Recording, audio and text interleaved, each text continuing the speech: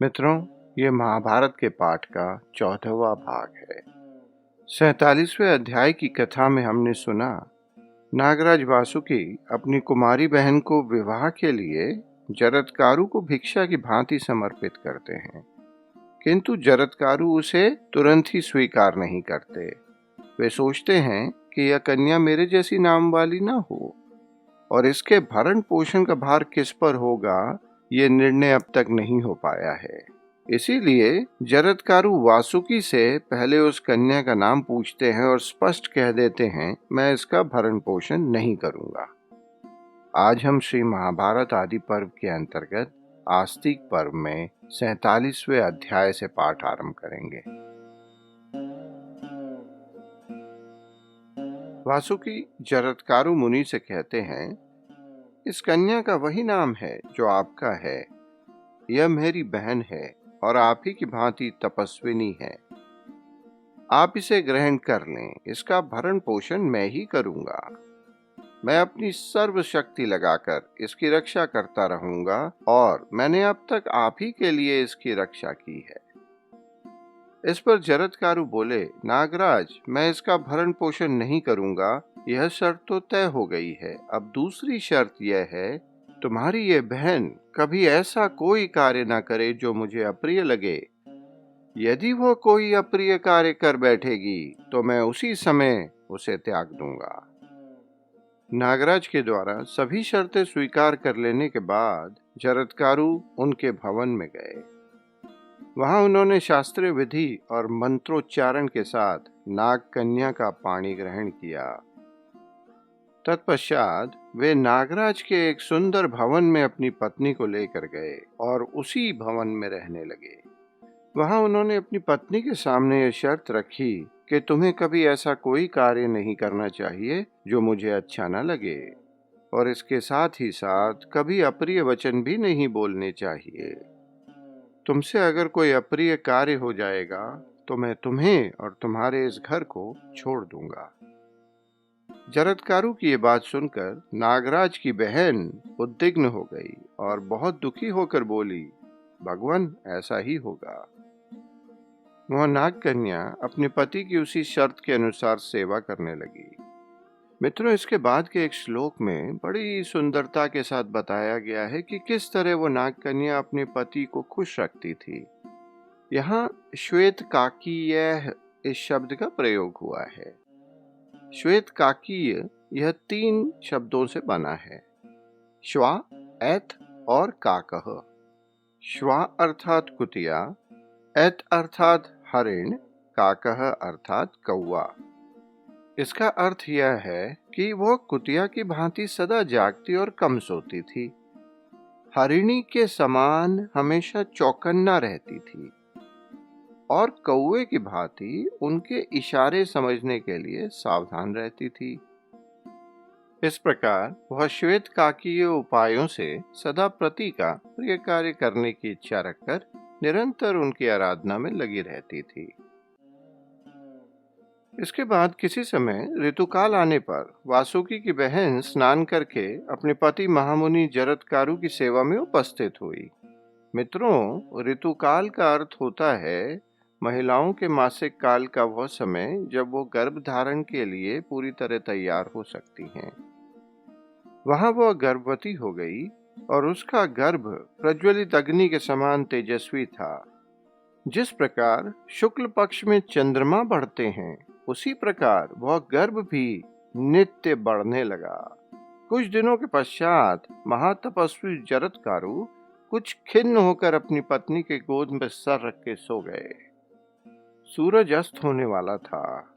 यह सोचकर कि दिन समाप्त होने वाला है और मेरे पति की संध्या उपासना का समय निकला चला जा रहा है, वासुकी की बहन जरत्कारु शंकाओं से भर गई। वह सोचने लगी, इस समय पति को जगाना मेरे लिए ठीक होगा या नहीं। मेरे पति का स्वभाव बड़ा दुखद है। मैं कैसा बर्ताव करूं जिससे उनकी दृष्टि में अपराधिनी न बनूं। यदि इन्हें जगाऊंगी तो निश्चय ही ये मुझ पर क्रोधित हो जाएंगे, और यदि ये सोते रह गए और इनकी संध्या उपासना का समय बीत गया तो अवश्य ही इनके धर्म का लोप हो जाएगा। ऐसी दशा में धर्मात्मा पति का कोप स्वीकार करूं या उनके धर्म का लोप? मुझे इन दोनों में धर्म का लोप ही भारी जान पड़ता है। अतः जिससे उनके धर्म का लोप न हो वही कार्य करना उचित रहेगा। मन ही मन ऐसा निश्चय करके मीठे वचन बोलने वाली नाग कन्या जरत्कारु ने अपने सोते हुए पति से मधुर वाणी में कहा, हे महाभाग, उठिए, सूर्य देव डूबने वाले हैं। भगवान, आपको संयम पूर्वक आचमन करके संध्या उपासना करनी है। अब शाम हो चली है। नागकन्या के ऐसा कहने पर महातपस्वी जगत्कारु जाग उठे। उठते ही क्रोध के मारे उनके होंठ कांपने लगे और वे बोले, नागकन्या, तूने मेरा अपमान किया है, इसीलिए अब मैं तेरे पास नहीं रहूंगा। जैसे आया हूं वैसे ही चला जाऊंगा। सूर्य में इतनी शक्ति नहीं है कि मैं सोता रहूं और वे अस्त हो जाएं। किसी भी पुरुष को ऐसी जगह रहना अच्छा नहीं लगता जहां उसका अपमान हो जाए। फिर मेरी अथवा मेरे जैसी दूसरे धर्मशील पुरुष की बात ही क्या है? पति की इस प्रकार दिल दहला देने वाली बातें सुनकर वासुकी की बहन अपने पति से बोली, विप्रवर, मैंने अपमान करने के लिए आपको नहीं जगाया था। आपके धर्म का लोप न हो जाए यही ध्यान में रखकर मैंने ऐसा किया था। इस बात को सुनने के बाद भी ऋषि जरत्कारु ने कहा, नागकन्ये, मैंने कभी झूठी बात अपने मुंह से नहीं कही है, अतः मैं अवश्य जाऊंगा। मैं तुम्हारे साथ पहले ही ऐसी शर्त रख ली थी। मैं यहाँ बड़े सुख से रहा हूँ और यहाँ से मेरे चले जाने के बाद अपने भाई से कहना कि जरत्कारु चले गए। मेरे जाने पर तुम्हें भी शोक नहीं करना चाहिए। उनकी ये सभी बातें सुनने के बाद वह सुंदरी अपने भाई के कार्य की चिंता में पड़ गई। साथ ही साथ उसे पति से दूर होने का शोक भी था। उसका मुंह सूख गया था, नेत्रों में आंसू छलक आए थे और हृदय कांपने लगा था।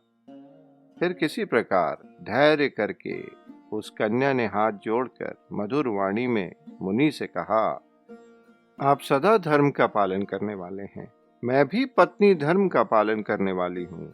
आपको मुझ निरपराध अबला का त्याग नहीं करना चाहिए। मेरे भाई ने जिस उद्देश्य से लेकर आपके साथ मेरा विवाह किया था, मैं अभागिनी अब तक उसे पा न सकी हूँ। मेरे भाई नागराज वासुकी मुझसे क्या कहेंगे? मेरे सभी कुटुंबीजन माता के शाप से दबे हुए हैं। उन्हें मेरे द्वारा आपसे एक संतान की प्राप्ति की कामना थी, किंतु उस संतान का भी अब तक दर्शन नहीं हुआ है।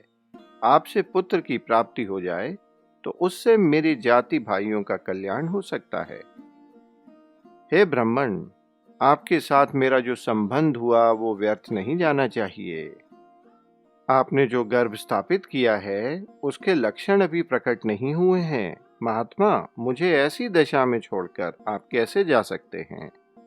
इस बात को सुनकर महर्षि ने अपनी पत्नी जरत्कारु से उचित और अवसर के अनुसार यह बात कही, सुभागे, तुम्हारे उदय में गर्भ है।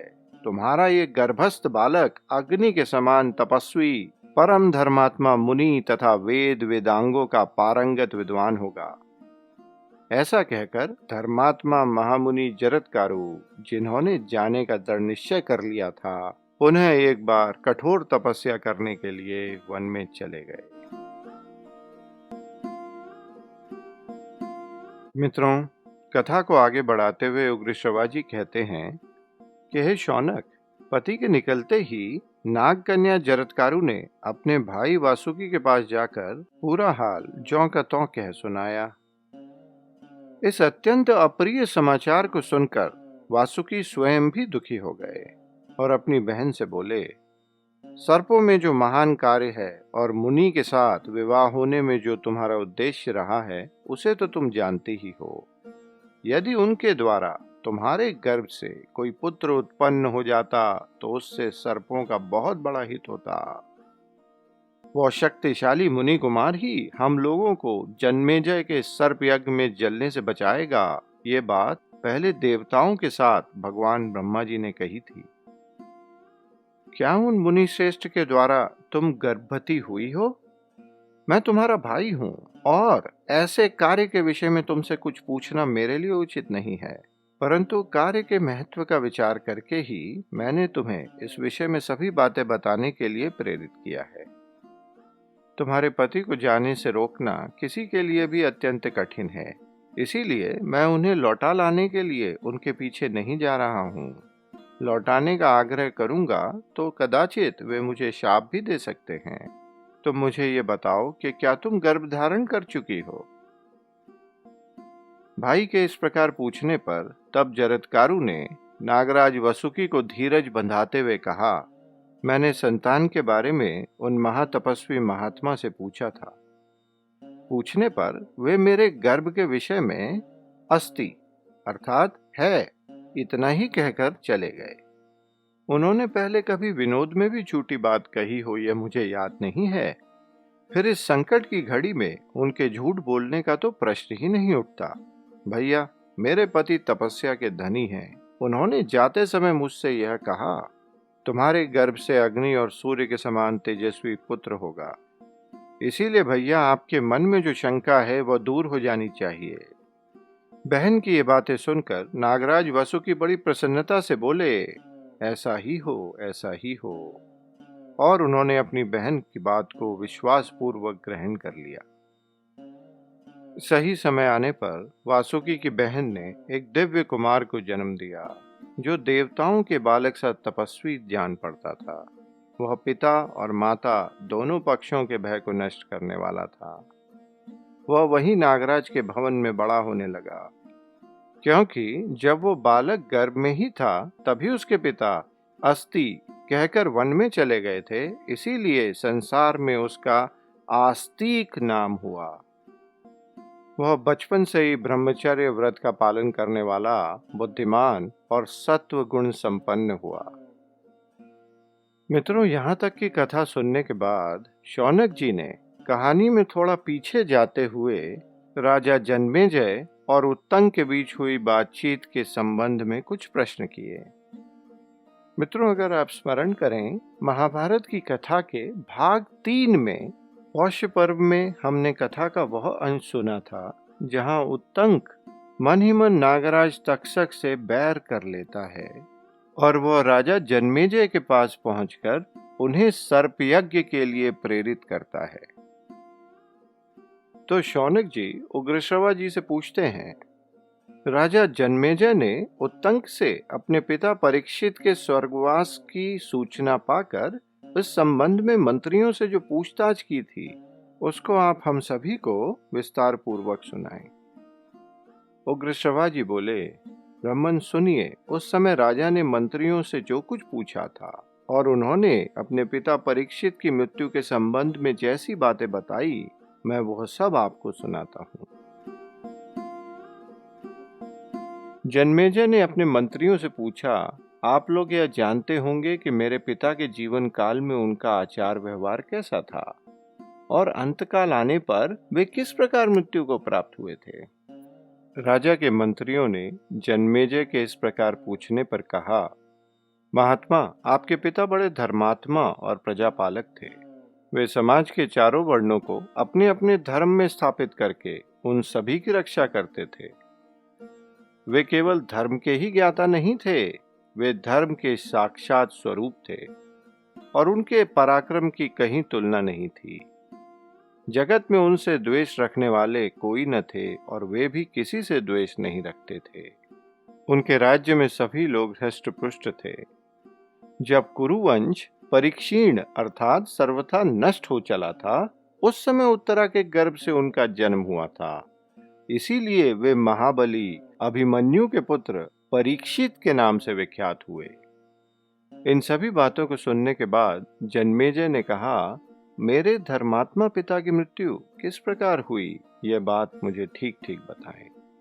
इसके पश्चात मंत्रियों ने जन्मेजय को उनके पिता परीक्षित को दिए गए शाप के बारे में और तक्षक के द्वारा उनको डस लिए जाने का सारा वृत्तांत कह सुनाया।